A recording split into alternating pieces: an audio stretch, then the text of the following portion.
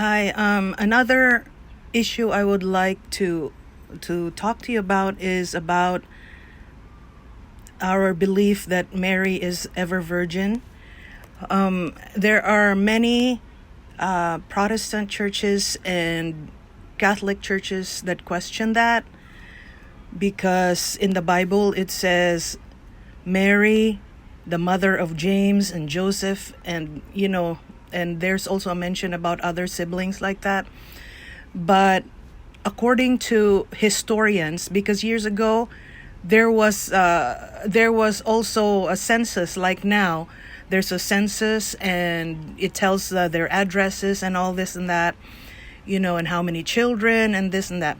So years ago, that census, according to historians, had mentioned that Mary and Joseph lived with Joseph's brother.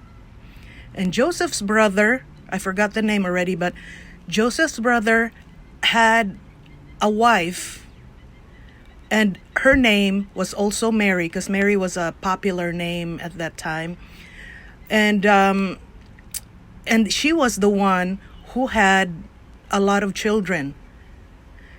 And Mary, the other Mary, in the Catholic Bible it says Mary, the mother of the younger James and Joseph. And it is not the same Mary. So maybe you can research on that if you want more proof of that, but according to historians, that they all lived in one roof. And just like us now, we call each other like brother, sister, especially if you belong to the same religion, the same church, you call each other brother, sister. And that's how they did too. Jesus called his cousins brothers and sisters, So I still believe that Mary is ever virgin. All right, so but it's up to you, but that is according to history. So happy Easter, and I hope that we continue to be happy and joyful, because we have been saved. We don't have to suffer. Jesus suffered for us. And my favorite prayer was what he prayed in Gethsemane,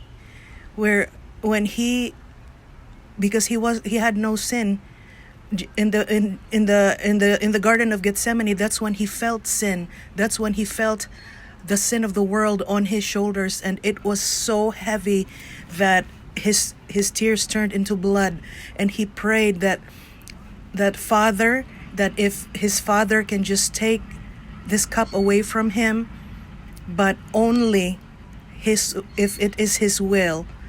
And that is a beautiful prayer for me, because God did not take that cup away from Jesus.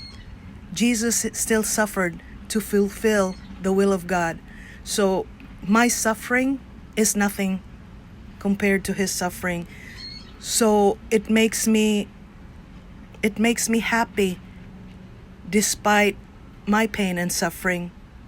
Every day, the pains in our bodies, the pains in our lives, the suffering we're in now is nothing compared to the suffering of Jesus when he took on our sins. So let's just think about that, because Jesus is beautiful and God the Father is beautiful. So happy Easter, everyone. Bye-bye.